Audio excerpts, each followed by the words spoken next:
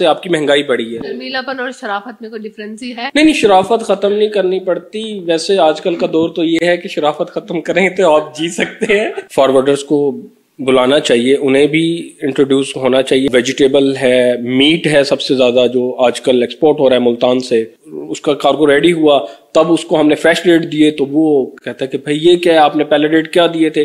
السلام علیکم ناظرین, میں ہوں زرناز گل اور آپ دیکھ رہے ہیں این نیوز. اور آپ تو ناظرین, آج ہم پھر آپ کے سامنے پیش خدمت, اور ہمارے ساتھ جو مہمان موجود ہیں ان کے ساتھ آپ کو ملواتے ہیں. جو شخص موجود ہیں وہ ایک اور کامیاب بزنس مین ہے جنہوں نے مطلب طبقے سے جن کا تعلق ہے, جنہوں نے جاب سے اپنے کیریئر کا سٹارٹ لیا ہے اور ایک کامیاب بزنس مین کی کنڈیشن میں صورت میں آج اس مقام پر فائز ہیں. تو آج ان سے ملتے ہیں, ان کے بارے میں بات کرتے ہیں جو فوکس فریز کے ڈائریکٹر ہیں محمود الحسن قریشی. تو باقی کی بات ان سے کرتے ہیں, ان کے بارے میں جاننے کی کوشش کرتے ہیں.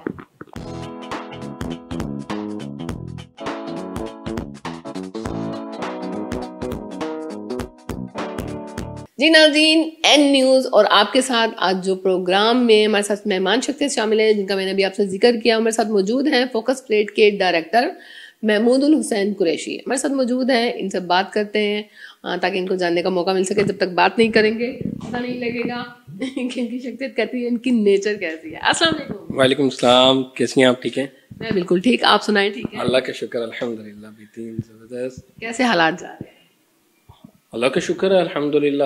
آج کل ملکی حالات کو دیکھتے ہوئے تو بس نارملی حالات چل رہے ہیں. آج کل تو دل کرتا ہے جب کسی سے حال پوچھا جائے نا تو اس کو یہ کہا جائے حال کیسا ہے جناب کا. اور حال بس سمجھیں کہ پتلا پتلا ہی ہے, ایسا ہے کہ حال بحال ہے, ایسے کہہ سکتے ہیں آپ. اچھا, کیا سمجھتے ہیں حال بحال آج کل؟ مطلب لوگ, اللہ کا شکر تو ظاہر بات ہے ہر حال میں کرنا چاہیے, ہم پر واجب بھی ہے تو, لیکن جو حالات جا رہے ہیں کیا سمجھتے ہیں کس جگہ پر چل پڑے ہیں ہم؟ کہاں پر جا رہی ہے معیشت, کہاں پہ جا رہی ہے عوام کی کنڈیشن؟ معاشی طور پر ہماری عوام اتنی بدحالی کا شکار ہوتی جا رہی ہے, تو کیا کہیں گے اس بارے میں؟ کیا وجوہات ہیں اس کی؟ سب سے بڑی وجوہات یہ ہیں کہ گورنمنٹ کی سٹیبلٹی نہ ہونا, اور بہت سے ایسے عوامل ہیں کہ ڈالر کی فلکچویشن, ریٹس کی فلکچویشن, پیسے کی قدر میں کمی اور مہنگائی کا بڑھ جانا. مین وجہ تو یہ ہیں, اور بے روزگاری کا ہونا سب سے بڑی وجہ ہے کہ آپ کے جو ایکسپینسز ہیں وہ آپ کی انکم سے بہت اوپر نکل گئے ہوئے ہیں, جس کی وجہ سے جو غریب ہے وہ غریب تر ہوتا جا رہا ہے اور امیر تر ہوتا جا رہا ہے. اس کے پیچھے بھی بہت ساری ریزن ہیں بیہائنڈ یہ کہ سب کا ایک ہے کہ اگر گورنمنٹ کو سٹیبل ہو جائے اور عوام کے حق میں کچھ فیصلے کر لے تو میں سمجھ سکتا ہوں کہ حالات بہتر ہو سکتے ہیں. اچھا یہ بتائیں, آج کل جس طرح آپ بھی یہی رونا رو رہے ہیں, میں نے بھی یہیں سے بات سٹارٹ کر لی, آج کل زیادہ تر عوام کیا موضوع گفتگو کیا ہے؟ یا مہنگائی کا رونا رو رہے ہوتے ہیں یا سیاست کھیل رہے ہوتے ہیں؟ زیادہ تر تو سیاست ہی ہے, اور مہنگائی کا رونا تو ہر بندہ, آپ جس سے بھی پوچھیں گے وہ مہنگائی کا رونا ہی روئے گا. آپ خود دیکھ لیں کہ ملک کے حالات ایسے ہیں کہ آپ کو جو چیزیں آپ کو پہلے ملتی تھیں, فرض کریں 100 روپے میں, وہ چیز آپ کو 1000 روپے میں مل رہی ہے. اس حساب سے انکم آپ کی نہیں بڑھی جس حساب سے آپ کی مہنگائی بڑھی ہے. لیکن کیا سمجھ رہے ہیں, کیا غریب طبقے پہ یا ایلیٹ طبقے پہ اس چیز کے کوئی اثرات مرتب ہوئے ہیں؟ مارا گیا تو صرف متوسط طبقہ, کیا کہتے ہیں اس بارے میں؟ میں سمجھ سکتا ہوں کہ متوسط طبقہ جو ہے وہ مارا گیا ہے. امیر جو ہے اس کو اتنا فرق نہیں پڑا, کیونکہ جس طرح اگر ایکسپینس بڑھے ہیں تو ان کے بزنس بھی گرو کیے ہیں لوگوں کے. اور غریب طبقہ تو دیکھیں جب حالات ویسے تھے وہ تب بھی بیچارہ غریب ہی تھا, وہ اسی حال میں ہی, اب بھی اسی حال میں, شاید اس سے بدتر حال ہو. غریب زیادہ اچھے ہیں, چینی پتی کہیں سے مانگی, دودھ کہیں سے مانگا, چائے تیار ہے, ہم تو پینے کے لیے 2 دفعہ سوچتے ہیں. وہ بات آپ کی بالکل بجائے, لیکن میں سمجھ سکتا ہوں کہ زیادہ تر افیکٹ نہ متوسط طبقے کو پڑا ہے. متوسط طبقے کی اہمیت کے بارے میں اگر کہا جائے تو متوسط طبقہ کلچر کے لیے, معیشت کے لیے, عوام کے لیے, ملک کے لیے کس طریقے سے اہم ہے؟ اگر ختم ہو بھی جاتا ہے تو کیا ٹینشن ہے, یا ہو جانا چاہیے؟ میں سمجھتا ہوں کہ متوسط طبقہ ہمارے اس کلچر کے لیے, ہمارے اس کے لیے تو ایک ریڑھ کی ہڈی کا کام کرتا ہے. آپ دیکھیں جتنے بھی آپ کو ورکرز ملیں گے, امپلائز ملیں گے, متوسط طبقے کے لوگ ہی ہوتے ہیں یہ لوگ. روایات کا علمبردار یہی طبقہ ہے. روایات کا علمبردار دیکھیں, اور مذہب میں دیکھ لیں, لیگیسی کو اگر کوئی لے کے چل رہا ہے تو وہ یہی طبقہ ہے. غریب بیچارہ تو اپنی میں پڑا ہوا ہے, وہ اس کو تو بیچارے کا تو حال ہی بدحال ہے. ایلیٹ جو ہے وہ اس کی اپنی ایک کلاس. نہ جی نہ غریب کا حال پتلا ہے نہ امیر کا. یہ ایسی تو سی نے نہیں, ہم تو ہیں ہی ہیں, لیکن دیکھیں ایلیٹ کو اس سے میرے نہیں خیال کہ کوئی فرق پڑتا ہے. ایلیٹ کی اپنی ایک کلاس ہے, وہ اس میں انجوائے کر رہا ہے, اور پس تو ہم متوسط طبقہ ہی رہے ہیں. اچھا تھوڑی دیر کے لیے نا ہم مہنگائی نہیں کھیلتے نا, ہم سیاست پہ بات کرتے ہیں. ہم ایکچولی آپ کے بچپن میں چلے جاتے ہیں. بچپن میں آپ کیسے تھے؟ بچپن میں میں کچھ زیادہ کہہ لیں کہ شرارتی نہیں تھا, بس شرمیلا بہت تھا. لوگوں سے بات کرتے ہوئے تھوڑا سا مجھے ہیزیٹیشن ہوتی تھی, تو یہی صورتحال ہے. باقی میں شرمیلا پن اب بھی ہے یا گیا کہیں؟ نہیں, کچھ جگہوں پر ہے, موسٹلی تو چلا گیا. یہ نہ جاتا تو شاید میں یہاں بھی نہ ہوتا. کیونکہ شرمیلا پن آپ کو کانفیڈینس نہیں دیتا. کانفیڈینس آپ کو تب آتا ہے جب آپ اپنی شرم ختم کرتے ہیں. تو میرا خیال ہے کہ میں نے اس شرمیلا پن اور شرافت میں کوئی ڈفرینس ہی ہے؟ یہ شرافت بھی ختم کرنی پڑتی ہے؟ نہیں, شرافت ختم نہیں کرنی پڑتی. ویسے آج کل کا دور تو یہ ہے کہ شرافت ختم کریں تو آپ جی سکتے ہیں, ورنہ شریف بندے کی زندگی کوئی نہیں ہے یہاں. لیکن یہ ہے کہ شرافت انسان میں ہونی چاہیے, اور ایمانداری اور سچائی کے ساتھ شرافت کی زندگی. بالکل, یہ نڈر ہونا چاہیے, اور انسان کو ایک اچھے اخلاق کے ساتھ, اچھے مینرز کے ساتھ, اور یہ چیزیں لے کے اگر انسان چلتا ہے تو میں سمجھتا ہوں کہ وہ کافی کچھ پا لیتا ہے. اچھا, ہم نے دیکھا ہے کہ عام طور پر شریف انسان کو بزدل تصور کیا جاتا ہے. شرافت اور بزدلی میں کیا کوئی فرق ہے یا بہت فرق ہے؟ نہیں, میں سمجھتا ہوں کہ یہ غلط ہے کہ شریف بندے کو بزدل تصور کیا جاتا ہے. اگر آپ نے اس کی کوئی بات کر دی ہے, اس کو کوئی بات کر دی ہے, تو اس نے آگے خاموشی اختیار کر لی ہے اپنی شرافت کی بنا پہ, تو آپ اس کو کمزور کنسیڈر نہیں کر سکتے. ہر شریف بندے کی بھی ایک لمٹ ہوتی ہے, آپ اس لمٹ تک تو وہ برداشت کرتا ہے. اگر آپ اس کی لمٹ کراس کر جائیں گے نا, تو وہ میں بھی ہو سکتا ہے, میں سمجھتا ہوں کہ وہ آپ کو ایک جو شریف شخص نہیں ہے اس سے بھی بہت برا ریئیکٹ کر جائے آپ کے ساتھ. آپ اس کا تصور بھی نہیں کر سکتے. کہتے ہیں نا ہم کیا شریف ہوئے, ساری دنیا بدماش ہو گئی. بالکل ایگزیکٹلی ایسا ہی ہے. میں سمجھ سکتا ہوں کہ شریف بندے کی لمٹس اگر آپ کراس کر دیں گے نا, تو وہ آپ کے ساتھ بہت برا ریئیکٹ کرے گا. اچھا, یہ سائیکی دیکھی گئی ہے کہ شریف بندے کو جیسے ہم بزدل سمجھتے ہیں, کوئی بہت سمجھدار بندہ ہو یا تو ہم اسے چلاک تصور کر لیتے ہیں, یا بہت چلاک بندہ ہو, کلیور ہو, تو اسے کہتے ہیں جی یہ بڑا عقلمند اور سمجھدار بندہ ہے. یا کوئی بہت جگے ٹائپ, بدماش ٹائپ ہو, اس کو ہم کہتے ہیں جی بہت بہادر ہے. یا کوئی بہت بہادر ہو, اسے ہم اس زمرے میں لے آتے ہیں. یہ کیا سائیکی ہے؟ کیوں اویئرنیس نہیں ہے, آگاہی نہیں ہے, شعور نہیں ہے, اس میں ہم ڈفرینس ہی کیوں نہیں کر پاتے؟ سر بیسکلی میں سمجھتا ہوں کہ آگاہی نہیں ہے. ہم نے اپنا جو معیار ہے نا وہ چینج کر لیا ہوا ہے. ہم نے جو طاقتور ہے اسے عزت رسپیکٹ دینی شروع کر دی ہے, جو بیچارہ شریف ہے اس کو ہم نے حقارت کی نگاہ سے دیکھنا شروع کر دی ہوا ہے. یہ کنسیپٹ غلط ہے, بہت زیادہ غلط ہے. میں سمجھتا ہوں کہ پہلے جیسے ہوتا تھا کہ جو شریف لوگ تھے ان کی ایک رسپیکٹ ہوتی تھی, ایون دو کہ جو بدماش ٹائپ لوگ تھے وہ بھی رسپیکٹ دیتے تھے. آج کل وہ چیز ناپائیدار ہوتی جا رہی ہے. اس کی سب سے بڑی وجہ میں سمجھتا ہوں کہ مورلز ویلیوز پہ ورک نہیں کیا جا رہا.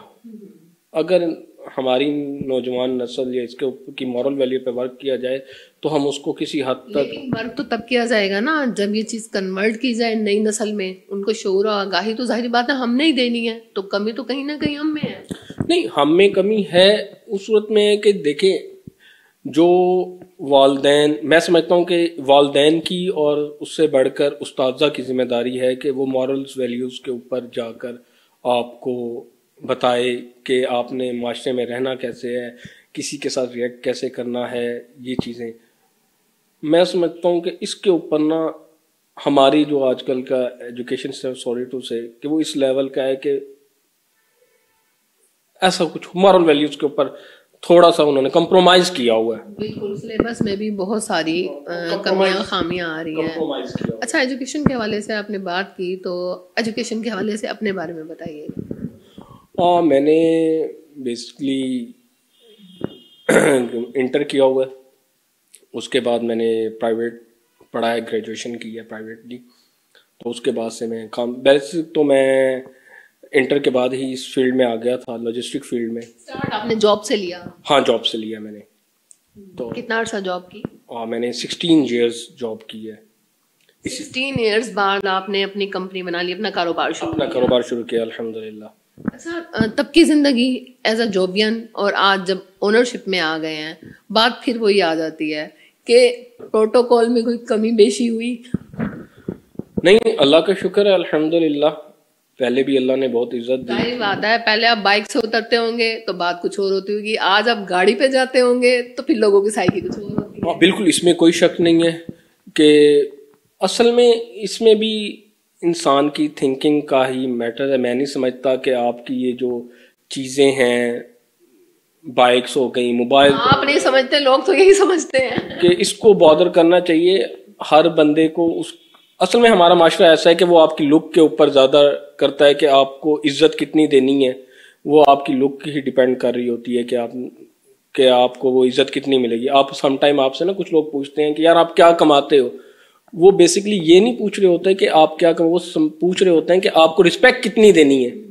آپ کہیں جی میں تو ایک سپوز میں بات کرتا ہوں کہ میں تو یار ایک چھوٹا سا ملازم ہوں, وہ آپ کو اس لیول پہ جا کے آپ کو رسپیکٹ دے. پیرامیٹرز معلوم کر رہے ہوتے ہیں, بیسکلی ہم پیرامیٹرز معلوم کر رہے ہوتے ہیں کہ ہم نے اس بندے کو رسپیکٹ کتنی دینی ہے. یہ میرا ایک اپنا اوپینین ہے جو میں نے سمجھا ہے اس اپنے جاب فیلڈ میں بھی اور بزنس میں بھی. کیا کہتے ہیں جاب یا بزنس میں فرق کیا ہے, بہتر کیا ہے, مشکل کیا ہے؟ سر دیکھیں, اس میں ایسا ہے کہ جاب جو ہے نا انسان کو کرنی چاہیے اور سیکھنے کا موقع ملتا ہے, لیکن میں سمجھتا ہوں اتنی لمبی نہیں کرنی چاہیے جتنی میں نے کی ہے. انسان کو میں سمجھتا ہوں کہ 4-5 سال جاب کر کے نا 16 سال شرافت میں رہ گئے. ہاں ایسے سمجھ لے. لیکن یہ ہے کہ انسان کو اپنا بزنس کرنا چاہیے, اس میں بہت سے مواقع بھی آپ کو ملتے ہیں اور آپ اچھا ارن کرتے ہیں. بہت سے لوگوں کا روزگار آپ کے ہاتھ سے. بالکل ایسا ہی ہے کہ پہلے آپ لینے والے تھے, اب آپ دینے والے بن جاتے ہیں بزنس میں. بزنس کے لیے باقاعدہ کہ مطلب ایکسپیرینس ہی کافی ہے یا واقعی کوئی اسکلز کے لیے ساتھ ساتھ کوئی ایجوکیشن بھی لازمی ہے کہ بزنس کے لیے آپ کو بزنس کی ایجوکیشن بھی لینی پڑتی ہے تبھی آپ کامیاب بزنس مین بن سکتے ہو؟ میں نہیں سمجھتا کہ آپ کو بزنس کی ایجوکیشن, آپ مجھے بتائیں آپ کے ایجوکیشن سسٹم میں آپ کو کسی بھی لیول پہ سکھایا جاتا ہے کہ بزنس کیسے کرنا ہے؟ آپ کو تو ہمیشہ سے ہم بچپن میں سنتے آئے ہیں جی اچھا نہیں پڑھو گے تو اچھی نوکری نہیں ملے گی. ہمیں تو ہمیشہ سے نوکری کے ہی خواب دکھائے گئے ہیں, کبھی کسی نے نہیں کہا کہ آپ اچھا پڑھ لو آپ ایک اچھا بزنس چلا سکو. میں نے آج تک نہیں سنا. میں نے صرف ڈگریز ہیں, ڈگری کچھ نہیں سکھایا جاتا. آپ نے جو آپ نے پڑھا ہے, میں نہیں سمجھتا کہ آپ کو پریکٹیکل لائف میں آپ نے کبھی اس کو کیا. تعلیم انسان کو ضروری ہے, بہت ضروری ہے, یہ آپ کو سکھاتی ہے کہ آپ. لیکن بعض پڑھے لکھے جاہل بھی نظر آ رہے ہوتے ہیں جنہیں شعور نہیں ہوتی, آگاہی نہیں ہوتی, پھر آپ یہ بات کہہ سکتے ہیں کہ صرف تعلیم سے جاہل کی جہالت نہیں جاتی, تعلیم کے ساتھ تربیت بھی ضروری ہے. بہت ضروری ہے تعلیم کے ساتھ تربیت. دیکھیں تربیت کا ہی حصہ ہے یا تعلیم اور تربیت کو الگ کنسیڈر کریں گے؟ نہیں, علیحدہ کنسیڈر کروں گا. تعلیم جو ہے بلکہ اکٹھا ہی ہے, تعلیم اور تربیت. تعلیم کا مقصد یہ ہے کہ آپ کو گروم کرنا. اگر آپ کی تعلیم آپ کو گروم نہیں کر رہی ہے, آپ کو جہالت ہی سکھا رہی ہے, آپ کو نہیں سمجھا رہی کہ آپ نے چھوٹے کے ساتھ کس طرح بات کرنی ہے, بڑے کے ساتھ کس طرح بات کرنی ہے, تو ایسی تعلیم آپ کو ایک آپ کے پاس اگر ڈگری ہے تو وہ ایک کاغذ کا ٹکڑا ہے. عملی طور پر ہم اپنی تعلیم کو امپلیٹیشن نہیں ہوتی, جو کچھ ہم سیکھ رہے ہوتے ہیں, پڑھ رہے ہوتے ہیں, ہم کر نہیں رہے ہوتے. بالکل ایسے ہی ہے, رٹا رٹایا. ہم تو مارکس کے پیچھے بھاگ رہے ہیں, ہم تو گریڈ کے پیچھے بھاگ رہے ہیں. ہمیں تو یہ چاہیے کہ ہم تو کمپیئر کرتے ہیں, آج کل والدین تو کمپیئر کرتے ہیں کہ اس کے بچے کے A+ گریڈ ہیں, آپ کے A کیوں آئے ہیں, آپ کے B کیوں آئے ہیں. تو خدا را میں تو کہتا ہوں کہ ان چیزوں سے نکلیں, اپنے بچے کو کانفیڈینس لوز نہ کریں. یعنی آپ نے ایکسپیرینس بیس پہ اپنا بزنس سٹارٹ کیا. اچھا فوکس فریٹ جو آپ کی کمپنی کا نام ہے، تھوڑی سی اس کی رسپانسبلٹیز کا بتائیے گا کہ کیا کیا ذمہ داریاں، کس طریقے سے آپ لوگ کام کرتے ہیں؟ فوکس فریٹ بیسکلی ہمارا کام جو ہے، ہم ہیں انٹرنیشنل فریٹ فارورڈرز کمپنی.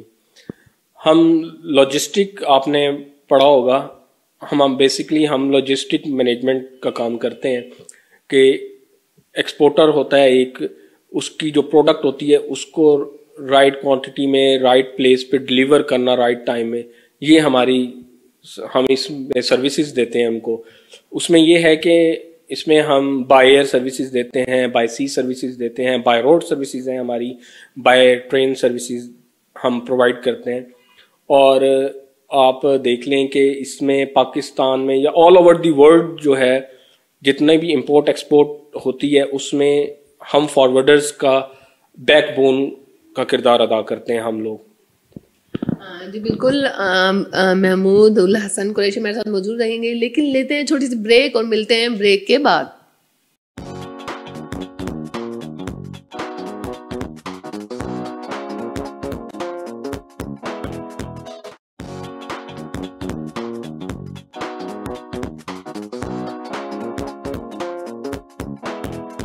جی ویلکم بیک ناظرین، دوبارہ آپ کی خدمت میں حاضر ہیں. سلسلہ جہاں سے منقطع ہوا تھا وہیں سے شروع کرتے ہیں. بات کر رہے تھے فوکس فریٹ کے حوالے سے. اچھا، فوکس فریٹ کے حوالے سے آپ نے جو ذمہ داریاں بتائیں، آپ کیا سمجھتے ہیں آپ جو سروسز پرووائڈ کرتے ہیں سپلائر کو یا بائر کو، اس حوالے سے اس پیشے کو یا اس پیشے سے منسلک لوگوں کو کس قسم کے مسائل کا سامنا ہے؟ کیا کیا ہرڈلز ہیں آپ لوگوں کو؟ ہماری ہرڈلز ایسی تو کوئی زیادہ نہیں ہے، لیکن یہ ہے کہ میں سمجھتا ہوں کہ ہم فارورڈرز کو وہ والا کیا کہتے ہیں کہ جو پروٹوکول اس ٹائپ کا نہیں دیا جا رہا جس ٹائپ کا ہونا چاہیے. فار ایگزامپل آپ دیکھ لیں کہ چیمبر آف کامرس ہے، مجھے 17 سال ہو گئے اس فیلڈ میں، آج تک بڑے ایونٹس ہوتے ہیں ایکسپورٹرز کے یہاں، لیکن آج تک کسی فارورڈرز کو یہاں انوائٹ نہیں کیا گیا. میں سمجھتا ہوں کہ فارورڈرز کو بلانا چاہیے، انہیں بھی انٹروڈیوس ہونا چاہیے. اس کی وجہ یہ ہے کہ آپ مین کردار ہی آپ لوگ ادا کر رہے ہیں ان کی پروڈکٹ کو ایک جگہ سے دوسری جگہ موو کرنے میں، تو ہمیں انہیں چاہیے کہ ہمیں وہ پروٹوکول دیا جائے. آپ نے کبھی احساس دلایا اس چیز کا انہیں پرسنلی؟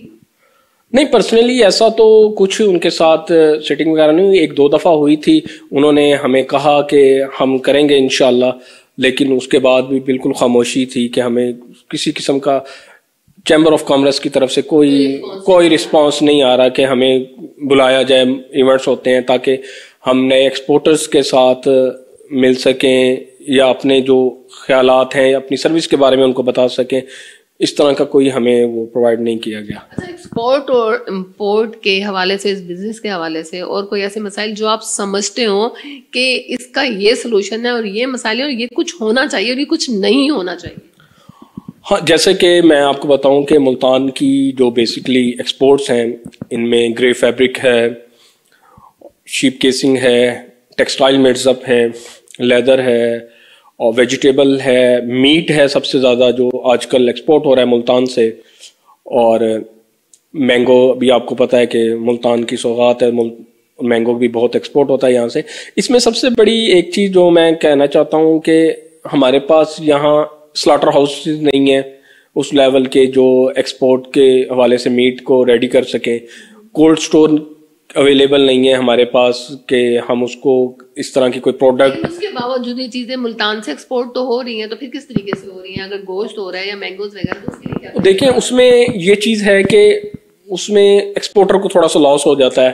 اس میں یہ ہے کہ سپوز فلائٹ کسی بھی ٹیکنیکل ریزن کی وجہ سے کارگو آف لوڈ ہو گیا، آپ کا میٹ تو آف لوڈ ہو گیا، اب آپ کے پاس کوئی آپشن نہیں ہے کہ آپ اس کو یہاں کولڈ سٹور میں رکھیں گے. آپ کے پاس آپشن ہے کہ آپ ریٹرن کر دیں گے، تو وہ ایکسپورٹر لازمی بات ہے اس کو واپس لے کر جائے گا یا اس کو سستے داموں بیچے گا یا کیا کرے گا، وہ ایک لاس ہے. ویجیٹیبل ہے، ویجیٹیبل کا بھی یہی ہے کہ آپ کے پاس کولڈ سٹور نہیں ہے، آف لوڈ ہو جاتی ہے تو ایکسپورٹرز کو باہر جا کے نارمل لوکل منڈی میں جا کے اس کو سیل آؤٹ کرنا پڑتا ہے. میٹ کو کس طریقے سے ایکسپورٹ کیا جاتا ہے؟ ظاہر بات ہے بڑی تعداد میں، آپ سے بڑی کوانٹٹی میں میٹ ایکسپورٹ ہوتا ہے. دیکھیں، یہ سلاٹر ہاؤس جتنے بھی ہیں لاہور والی سائٹ پر ہیں، ملتان کو جو ٹچ کر سکتے ہیں، تو وہاں سے چلڈ میٹ آتا ہے. اس میں रेफ्रिजरेटर व्हीकल्स में, तो वो व्हीकल तब तक वहां खड़ी रहती हैं जब तक फ्लाइट चली नहीं जाती, कि अगर कोई खुदा न खास्ता ऑफ लोड हो जाए तो वो वापस आएगा, वो गाड़ी में लोड होगा तो फिर जाएगा। तो ये प्रॉब्लम्स हैं, और मैं समझता हूँ कि उसके हल के लिए गवर्नमेंट को चाहिए कि लाहौर एयरपोर्ट मुल्तान एयरपोर्ट पे इसको ना कोल्ड स्टोर को लाजमी कोई बनाना चाहिए, ताकि कि कस्टमर्स को, एक्सपोर्टर्स को इसका नुकसान ना उठाना पड़े। अगर कोई फ्लाइट से मिस भी हो जाता है तो कोल्ड स्टोर में वो उसको रख सके। लॉजिस्टिक प्रोसीजर क्या है, इसके बारे में थोड़ा सा बताइए। लॉजिस्टिक प्रोसीजर देखें, इसमें लॉजिस्टिक्स होती हैं 2-3 किस्म की।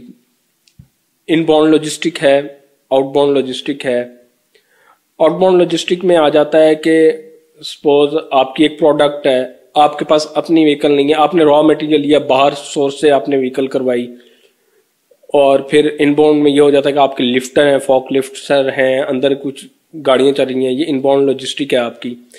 और उसके बाद जब आपकी प्रोडक्ट रेडी हो जाती है तो फिर आप इसको एक्सपोर्ट करने के लिए, एयरपोर्ट पे लाने के लिए ट्रांसपोर्टेशन अरेंज करते हैं, ट्रांसपोर्टर से कांटेक्ट करते हैं। उसके बाद फिर आप इसको एक्सपोर्ट करने के लिए by air, bye C, by road, bye rail, फिर जो आपको कन्वीनियंट होता है उस हिसाब से कि कंपैटिटिव रेट्स, सारी चीज़ें देखी जाती हैं कि इसमें आपको सूट क्या करेगा। इसको कुछ प्रोडक्ट्स होती हैं जो बाय एयर ही जाती हैं, बाय सी जा नहीं सकती, या अगर जाती भी हैं तो उनके लिए ट्रांजिट टाइम बाय सी का आपको पता है कि ज़्यादा होता है। तो उसमें कुछ ऐसी प्रोडक्ट होती हैं जैसे वेजिटेबल हो गई, ये बाय एयर ही जाती है, बाय सी जा नहीं सकती क्योंकि इसकी लाइफ जो होती है, शेल्फ लाइफ जो थोड़ी सी होती है। और टेक्सटाइल हमारा जितना भी है, फैब्रिक जितना भी है, ये सारा का सारा बाय सी जाता है। अच्छा, अमूमन देखा गया है कि कोटेशन जो दी जाती है प्राइस के हवाले से मोस्टली मिसकमिटमेंट्स देखने में आ रही होती हैं, कॉम्प्लिकेशंस कोटेशंस के हवाले से नजर आती हैं। हाँ, उसमें देखें सबसे बड़ा इशू ये है कि हमारे जो रेट ऑफ एक्सचेंज है उसमें फ्लक्चुएशन इतनी है, डॉलर की फ्लक्चुएशन इतनी होने की वजह से रेट में फ़र्क आ जाता है। समटाइम होता है कि एक पार्टी ने हमारे से रेट ले लिए, उसने रेट लिए, उसने वर्किंग की, आगे अपने बायर को उसने कोटेशन दे दी, और जब वो हमने उसका कार्गो रेडी हुआ तब उसको हमने फ्रेश रेट दिए, तो वो कहता है कि भाई ये क्या है, आपने पहले रेट क्या दिए थे। फिर हमें उन्हें बड़ा समझाना पड़ता है कि डॉलर रेट बढ़ गया। में नुकसान किसका होता है? देखें, एक्सपोर्टर का ही लॉस होता है। एक्सपोर्टर ने देखे, अब जो उसने कोटेशन उसको सेल की है, उसका कॉन्ट्रैक्ट जो साइन हुआ, उसने उसी के ऊपर ही उसको भेजना है। अगर उसको उसमें रेट की फ्लक्चुएशन है उसको खुद ही बेयर करनी पड़ेगी। तो मैं समझता हूँ कि इस पे थोड़ा सा देखना चाहिए गवर्नमेंट को कि अगर एक्सपोर्टर पाकिस्तान का एक रेवेन्यू जनरेट कर रहे हैं, उनको तो लामाल सब्सिडी मिलनी चाहिए, और ये चीज़ें गवर्नमेंट को देखनी चाहिए। तो हुकूमत से कोई मुतालबा है या आपकी अपनी कोई ख्वाहिश इन सर्विसेज के हवाले से, इस प्रोफेशन के हवाले से अगर कुछ कहना चाहिए? मैं समझता हूँ कि गवर्नमेंट को ये चाहिए कि एक्सपोर्टर्स को सब्सिडी दें। एक्सपोर्टर देखें ग्रो करेगा तो हम भी ग्रो करेंगे, और एक्सपोर्ट से रिलेटेड जितने भी लोग हैं, टेक्सटाइल इंडस्ट्री से ले लें, बहुत सी चीज़ें जो हैं उनको रोज़गार भी मिलेगा और वो अच्छा अर्न भी कर सकेंगे। अगर गवर्नमेंट थोड़ा सा सब्सिडी वगैरह एक्सपोर्टर्स वगैरह को दे तो इसमें बड़ा अच्छा कमाया जा सकता है और मुल्क के लिए बहुत बेहतर हो जाएगा। एक्सपोर्ट जितनी भी देखें जी, किसी मुल्क की, जिस मुल्क की एक्सपोर्ट ज़्यादा होती है वो कमाता भी ज़्यादा है और उसकी मैशियत भी बहुत बेहतर होती है। अच्छा महमूद साहब, एक क्वेश्चन मैं और करना चाहूँगी आपसे। एक तो मुझे ये बताइएगा, आपकी जो फोकस रेट है इसकी कितनी ब्रांचेज हैं, कहाँ कहाँ काम कर रही हैं, और फर्दर आपके क्या इकदाम होंगे अपने कारोबार को एक्सटेंड करने के लिए, बढ़ाने के लिए? अभी हमारी 2 ब्रांचेज हैं, मुल्तान और लाहौर में। इंशाल्लाह नेक्स्ट मंथ में, जनवरी 2024 में हम अपनी नई ब्रांच ओपन कर रहे हैं सियालकोट में। जैसे कि आपको पता है कि सियालकोट एक्सपोर्ट का एक हेड समझा जाता है, सेकंड लार्जेस्ट एक्सपोर्ट का सिटी है। और तो अब नेक्स्ट इंशाल्लाह हमारा जो है फर्दर सियालकोट है और उसके बाद इंशाल्लाह कराची में हम अपनी ब्रांच ओपन करेंगे इंशाल्लाह। जी बहुत शुक्रिया महमूदुल हसन कुरैशी साहब, आपने अपना इतना टाइम दिया और इस सर्विसेज शोबेस प्रोफेशन से मुतालिक इतनी अच्छी बातें बताई, इतनी इन्फॉर्मेटिव बातें बताई। मुझे उम्मीद है कि मेरी मालूमात में तो इजाफा हुआ ही है, मेरे देखने वालों की मालूमात में भी इजाफा हुआ होगा।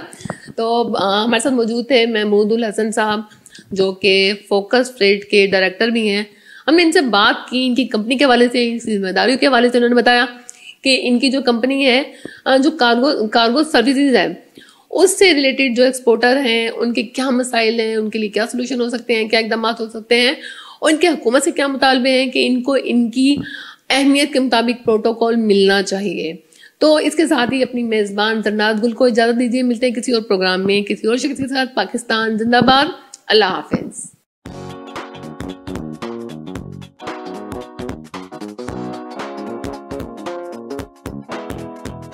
ٹیکسلا میں تو وہاں میں نے جو ہے میکینیکل انجینئرنگ میں ایڈمیشن ہوا, وہاں میں اسٹڈی کر رہا تھا.